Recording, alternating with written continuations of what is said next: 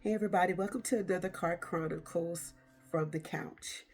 And today I'm going to talk about grieving. For me, today marks 5 years that I lost my sister Kimberly. It is July the 22nd. So wearing a shirt. I've never actually wore the shirt. There was another shirt that I had of hers that I did wear. I got a lot of compliments from it, but then emotionally it was kind of getting to me. So I came home and took it off, put on another shirt. But I just want to remind you guys it's okay to grieve and not to go into a state of depression. Um, so I Kimberly was young, when she passed away and everything, and a lot of things that was going on in her life. Some stuff I knew about, some things I didn't. With my brother, I lost him. Her died 5 years before her on her birthday. I'm sorry, on his birthday. So that was quite devastating. I remember that day wishing him a happy birthday, as I always did. I was in Atlanta, and of course, he was in Florida.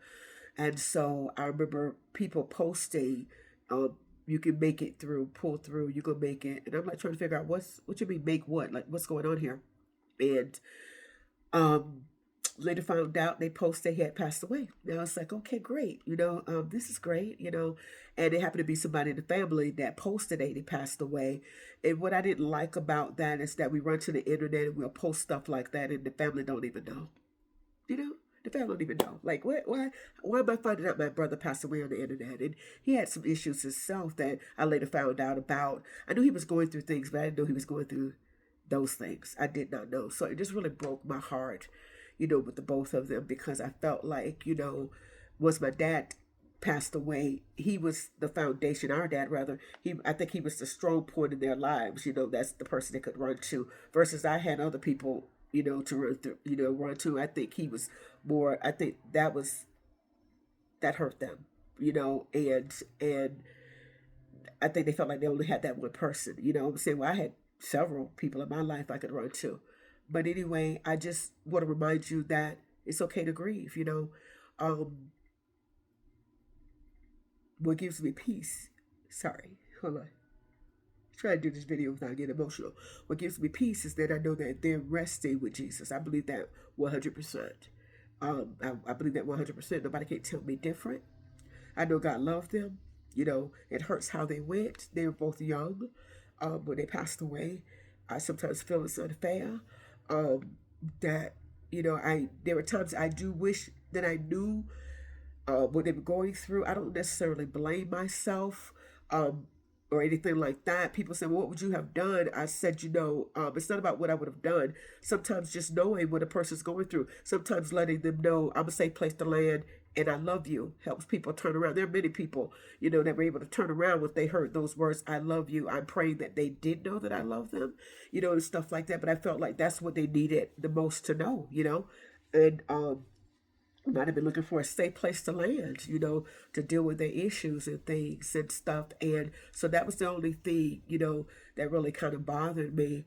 I love them, and I asked God that, I prayed that they knew that I loved them. And I was assured of that. I have peace with that, and things like that. But, grieving is just, it depending upon how a person goes, sometimes it can be unbearable, and and I'm just saying to all of you, allow yourself to sit in it and grieve properly. Yeah, you think about the good times, but it can't help but come across your mind how they went. I try not to dwell on that.